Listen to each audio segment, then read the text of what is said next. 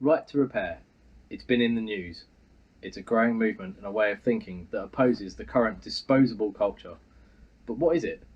The UK has announced legislation that came into force on the 1st of July 2021. But is it enough?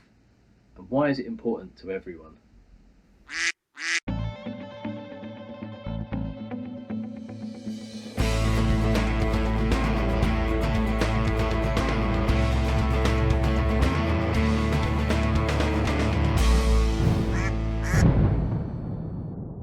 What is right to repair? Right to repair is what some people describe as an essential right, and Double Duck tend to agree. The right to be able to repair or have repaired by someone of your choice, which is a key point, it has to be somebody else of your choice, things which you have bought outright that you now own. The trend today tends to be for things to be disposable. Repairs are expensive, and products often are deliberately or for aesthetic reasons made to have a limited lifetime. This means repairs are difficult at best, impossible at worst. Does right to repair exist anywhere at present? It depends in which country you're in, but in the UK the answer is yes and no. Not 100% helpful, but it does exist within the automotive industry, known as the European Union Block Exemption legislation. You don't have to take your car to the manufacturer dealership where you bought it to have it serviced or repaired. And for second-hand cars, it's well known to take your car to an independent mechanic. There are some caveats, but generally you can. There are some sectors where it's easy to find parts that are not manufacturer parts, that have been either made as pattern parts, or that are commonly available components that a manufacturer has used, such as seals for washing machines and motors, etc. It exists within a number of other sectors too, although in a lot of cases the independent repairers are hand-tied and cannot repair to the level that they want to, or maybe should be able to, sourcing only second-hand parts recovered from broken devices. Why is this important to our car channel if it already applies to cars? It's slowly becoming an issue even with cars. Whilst there is a right to perform basic servicing and repair in the UK, this doesn't mean parts or information aren't slowly becoming more unavailable. Tesla, for example, will only supply certain parts to independent mechanics, or will only perform major parts replacements and not fixes on parts of their car. This trend seems to be growing across other manufacturers with ever more complex systems and parts, with the technology and the safety they create being used as reasons for not making the parts and information available. Equipment needed to be an independent mechanic is becoming more and more expensive or inaccessible, and this only seems to be getting worse as time progresses. Why else might right to repair be important? The items right to repair applies to goes from mundane items such as washing machines, through smartphones and laptops, all the way to hulking great tractors. There are some manufacturers that are specifically called out, but more on that a bit later. Why is it important to acknowledge the right to repair? Whilst it doesn't immediately seem important, right to repair is a basic right in many people's eyes, and one that's passively ignored by the majority. That's not anyone's fault. Modern life is fast-paced and busy, and it suits the modern lifestyle to be able to replace things quickly. It's not the right to repair though that's necessarily that important, it's the ability to repair and the control being forced onto consumers by large organisations. It has financial and environmental impacts for everyone. There are large environmental issues raised by not having the right to repair. What is the true recycling rate of older technology, for example? When you get a new phone and your old one is unusable, but also not economically repairable or impossible to repair, it will potentially end up in landfill. Let's be honest, does everyone really send their things to be recycled? Or it will end up at one of the many recycling centres where many of the parts are too expensive to separate and recycle and end up in landfill. The systems that even the most developed countries have in place are insufficient to deal effectively with the issue, which means we are generating thousands of tonnes of waste a year. That's before we even talk about batteries and rare earth metals, which is probably a whole other video to itself. How are our rights being eroded? There are four main ways in which the ability to repair purchased items is slowly being taken away. Number 1. Planned obsolescence. Making a product in such a way that after a certain time it fails or cannot be used anymore. These are often marketed as the way to help the consumer move to a new product, or helping the consumer stay secure, but the consumer is not given the choice. Number 2. Locked parts. Making replacement parts not work if fitted by a consumer or by an independent repairer. Parts that can be replaced but are locked in some way, and they will only function again if something is done that the consumer or repairer cannot change, e.g. having to update software with the manufacturer tool. Number 3. Withholding information. Are you old enough to remember when a radio came with a circuit diagram on the inside of the back cover, or when automotive manuals could explain how to fix your car rather than requiring specialist equipment to read and change things in an ECU just to fit a new part. Manufacturers are keeping more and more secrets, which when you consider they want to keep a competitive edge is one thing, but refusing to provide any diagrams is just counterintuitive. Good engineers reverse engineer most products quickly. That doesn't mean that proprietary parts need to have diagrams released, just enough to be able to make sure that they can be repaired and understand how something works. Number 4. Parts restrictions. Only supplying large sections for replacement, not individual components. What other examples are there? There are more examples of these 4 things that are making things more difficult. Planned obsolescence. Examples range from traditional incandescent light bulbs that could potentially last far longer, being limited by the Phoebus cartel in the 1920s, all the way through to smartphones where software updates that make devices slower and less usable have been known. Locked parts. There are other examples in the farming industry where tractors require a manufacturer to update software to be able to install a new part, making it near impossible for a farmer on a deadline to replace the part themselves, having to wait days for a dealer to come to update the software, impacting harvesting or sowing. There are great examples in the technology industry too, where glued-in batteries and soldered-on solid-state drives that a manufacturer will not replace mean that a new device is the only option. Chips that have ID numbers baked into them and won't work because the ID is different, or having parts made that can legally only be supplied to the original manufacturer, who then won't make them available. Apple, Tesla, you know who you are. Withholding information. There are plenty of examples of how companies can't and won't share schematics or mechanical diagrams which wouldn't hurt their intellectual property. And even examples of where someone who was repairing a device reverse engineered diagrams, put them on YouTube, and Apple then sued them. Parts restrictions. There are plenty of examples where manufacturers have refused to attempt repairs on parts and only offered to replace a large section. One recent example specific to cars is Tesla refusing to repair a commonly broken cooling port on Tesla batteries. There are simple fixes for this. See the link in the description, and see the trials that Rich from Rich Rebuild's YouTube channel has had with Tesla, specifically to the point of starting his own repair firm. However, the approach to replacement by Tesla is to only offer a hugely expensive full battery replacement. There are other examples in the gadget sector where a device is claimed to be irreparable, when it is not, and it is replaced outright, leading to data loss, as it is also claimed that data cannot be recovered from the device when it has been proven by independent repairers that it can. What else can a right to repair affect? One of the other main areas that is affected is one that the UK government has introduced legislation for on the 1st of July 2021. This is consumer white goods, such as dishwashers and washing machines. The legislation does not cover other products such as technology and the automotive industry though. In America, the FTC has been requested to look into right to repair, most specifically for the farming industry, but also with a view to other sectors. Is UK legislation really a right to repair? The legislation that has been introduced is called the Eco-Design for Energy-Related Products and Energy Information Regulations 2021, and is not specifically around right to repair.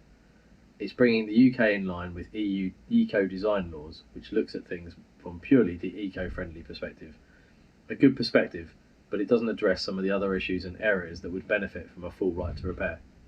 It only states that parts should be available for simple and safe repair to consumers.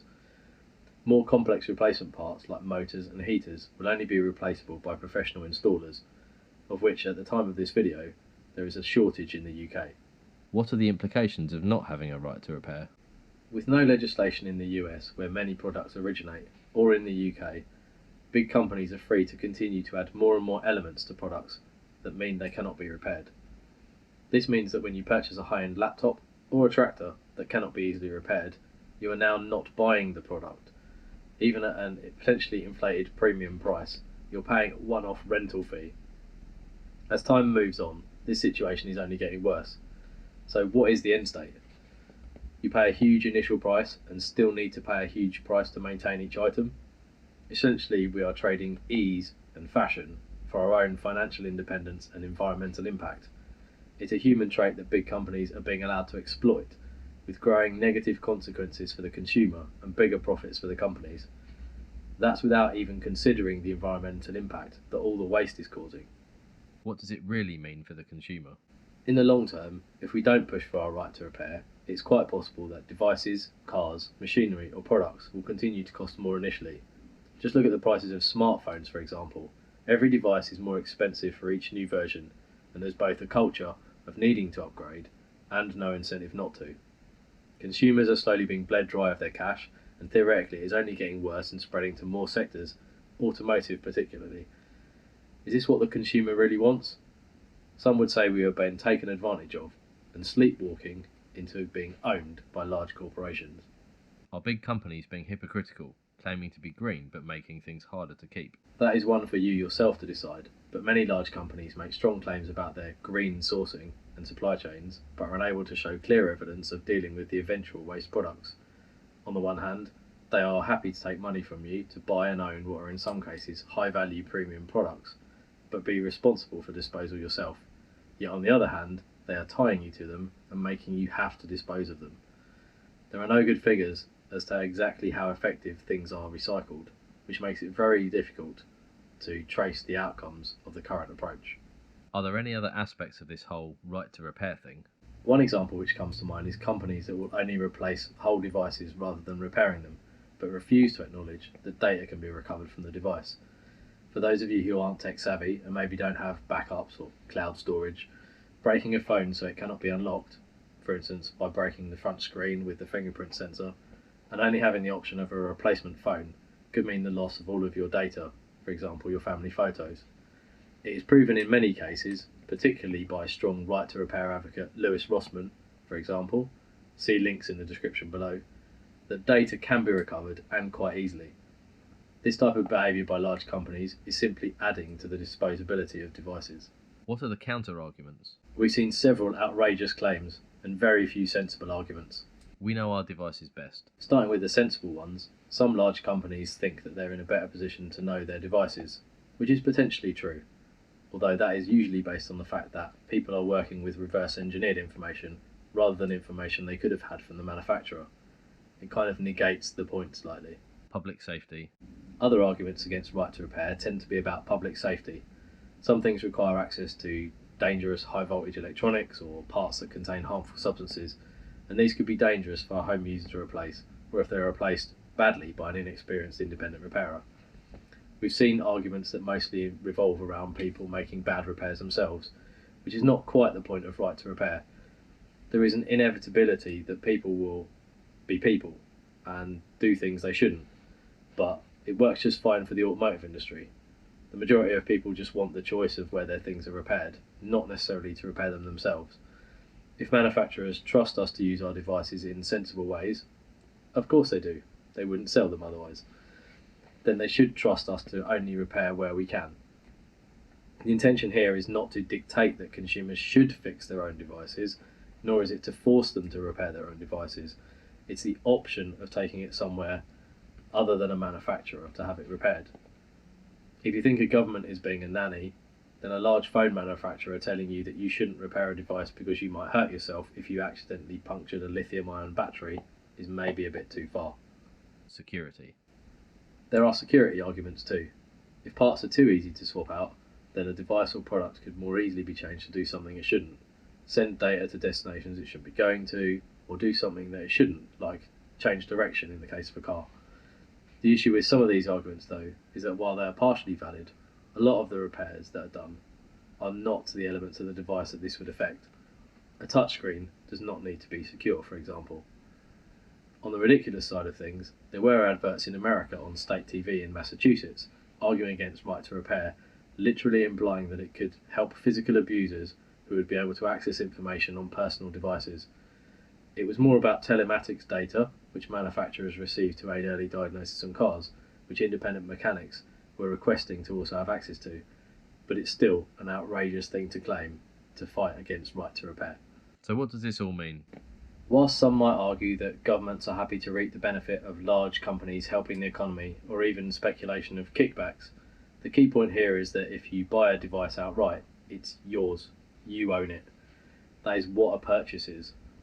You are consuming the product you have bought. They aren't marketed as a laptop that you pay a one-off fee for and then borrow until the manufacturer can't or won't repair it. If you're unable to continue to use the device, even after you have paid for it, often at a premium price, then something is wrong. You should have the right to keep it and continue to use it for as long as you decide. If an old car still runs, why should you get rid of it? If an old smartphone still has the features that you want, then you shouldn't have to change it. Things break, but they shouldn't be impossible to repair. What is the best outcome? That is unfortunately debatable. Of the arguments we have seen, there are some sensible things which would make for a good middle ground. Establish which types of repairs would realistically be dangerous, or how they could be made less dangerous by design, and restrict only those parts to the manufacturer. Maybe put a cap on how much extra manufacturers could charge for such repairs above the parts cost to drive better design. Who said the thinnest, shiniest device is best when they break more easily, for example? What is happening right now? In the UK, the aptly named Eco-Design for Energy-Related Products and Energy Information Regulations 2021, which came into effect on the 1st of July 2021, hopes to cover some of the issues raised, although many argue it's not enough and covers too few things to be helpful. It is limited to essentially white goods and a limited set of parts for those goods too. It is a step forward, but not a big enough one to have an impact. In America particularly, the movement is challenging the legislators on a state-by-state basis. The theory being that if one of the states passes legislation, then manufacturers are unlikely to ignore an entire state. It also means that one state would be able to get parts or diagrams, etc., and they will be able to make their way into other states. The FTC has also been requested by the President to look into right to repair, and has taken positive action to start making steps towards addressing it. There are many advocates for right to repair, and many counters to it. Large automotive companies have argued against it, and Apple specifically has argued against it in court. Advocates include Lewis Rossman, iFixit, Repair.eu, the Restart Project, Repair.org, EEV Blog, Rich Rebuilds, and many more. Lewis in particular is highly visible due to his candid video style on YouTube. What can we do? As consumers, we need to be mindful of what just letting manufacturers push us about is doing in the long term. We need to write to politicians and say that it's not right. Advocate on YouTube and other forums to let other people know what is happening. And we need to look at the impact of what we are doing with devices, vehicles, and appliances. I'd say that repairs are few and far between in the current culture, and that needs to change with us. The future and you. Now you know what it's all about. Think about how it might affect you in the future. Do you want to get to the point where you pay for a phone or a car, or a farmer purchases a tractor, and the only options if something breaks are to pay a large proportion again to the manufacturer to repair it, despite it being a cheap part or a simple repair? Do you want to continue to escalate the environmental impact of just discarding things that are difficult to recycle and hard to repair? It's up to you now.